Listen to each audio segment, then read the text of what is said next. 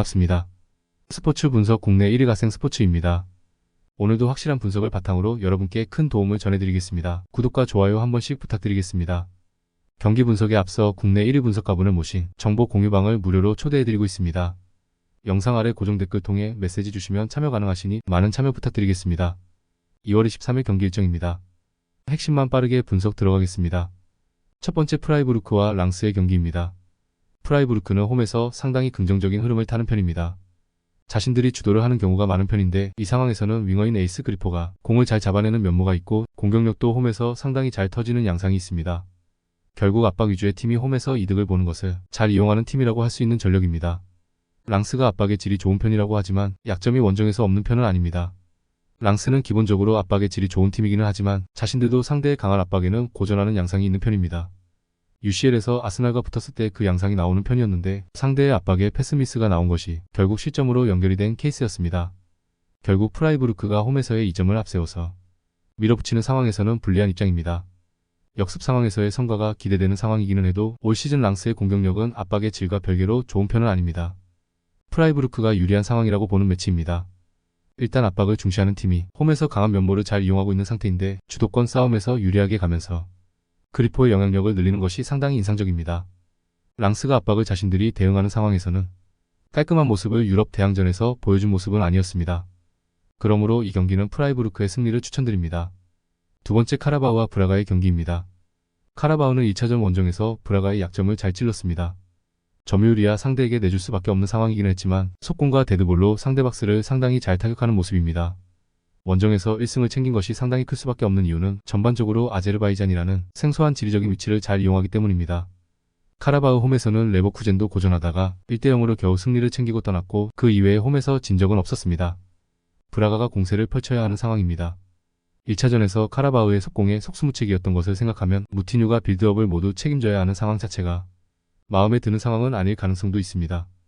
에이징 커브와 피지컬적으로 하락세인 자원이라서 UCL에서 지적되었던 수비와 미드필더 사이 간격이 벌어지는 것을 모두 커버하기는 어려운 자원입니다. 사실 호르타가 없는 상황에서는 무티뉴의 전개도 골로 연결될 상황인지는 알 수 없습니다. 카라바오가 이겨도 이상하지는 않을 듯합니다. 홈에서는 레버쿠젠도 상당히 고생하다가 간 바 있고 브라가도 라인 간격을 커버하는 데에는 상당히 고전하는 양상을 1차전에서 보여준 모습입니다. 그나마 주도권을 잡고 몰아치는 상황을 만들겠지만 결국 호르타가 없고 무티뉴의 수비적인 약점이 상당히 두드러지게 나올 가능성도 있습니다. 그러므로 이 경기는 오버를 추천드립니다. 세 번째 마르세유와 샤흐타르의 경기입니다. 마르세유는 1차전에서는 2대2로 샤흐타르의 저력에 승리를 거두지 못했습니다. 골을 만든 과정은 마르세유가 더 나았다고 볼 여지가 있었는데 바르셀로나도 당한 무한 크로스 전술에 잘 말려들지 않았고 오히려 상대의 지공 상황에서 마르세유의 진영에서 공이 머무르는 빈도를 줄이는 모습이 있었습니다. 결국 직선적인 공세를 잘 커버하지 못한 것을 탓할 수는 있겠지만 마르세유가 아쉬울 만한 경기였다고 볼 여지는 충분할 것입니다. 샤흐타르가 보여준 공격력이 좋다고 보긴 어려운 모습입니다.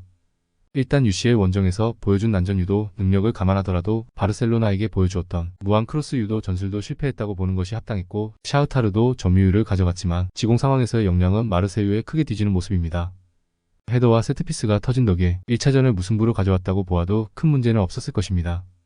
마르세유가 하락세인 상황입니다. 다만 1차전에서 보여준 내용 자체는 마르세유가 더 좋았다고 할 수 있었습니다. 샤흐타르의 크로스 유도 전술에 걸려든 모습도 아니었고 오히려 샤흐타르가 헤더나 세트피스로 골을 쥐어짜내서 겨우 승리를 기록한 것이 가까웠던 것이 사실입니다. 샤흐타르의 난전 유도 기술은 어느 정도 인정을 해도 골을 기록하는 능력에서는 마르세유가 더 나았습니다. 그러므로 이 경기는 마르세유의 승리를 추천드립니다. 네 번째 스포르팅과 영보이스의 경기입니다. 스포르팅은 무리하게 공격으로 올라갈 것 같은 상황은 아닙니다. 다만 11전 11승이라는 리그 전승의 홈 성적은 확실한 강점이라고 할 수 있을 것입니다. 일단 2차전에서 상대가 꽤 공격적으로 나오는 상황에서도 박스 내 슈팅을 이외로 제한하는 등 압박 싸움에서는 영보이즈를 꽤 잘 제어하는 면모가 있었습니다. 골이 필요한 상황에서도 곤칼베스나 지오케레스의 역할을 기대해볼 수는 있을 것입니다. 영보이스는 공격적으로 나서야 하는 상황입니다. 다만 영보이즈의 공격적인 플레이가 크게 효율이 있는 상황인지는 알 수 없는 상황입니다. 지난 경기에서의 박스 안성과도 그렇지만 리그와는 달리 중앙을 잡고 분위기를 타기에는 유럽 대항전의 난이도가 만만치는 않고 중앙에서의 전개에 필요한 우그리니크도 부상으로 지난 경기 빠지고 말았습니다. 스포르팅이 무리하게 올라갈 이유가 없어 보입니다. 1차전에서 수비가 안정적으로 박스를 커버하는 모습이 인상적이었던 상황이었고 영보이즈도 점유를 확실하게 잡아가는 양상을 기대하기는 어려운 상황이라고 보는 것이 옳습니다.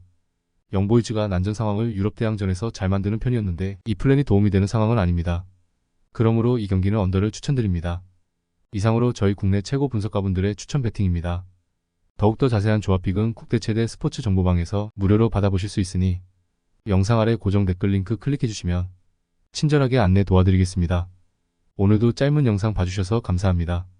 조금이나마 유익하셨다면 좋아요, 구독 부탁드릴게요. 다음 영상에서 또 뵙겠습니다.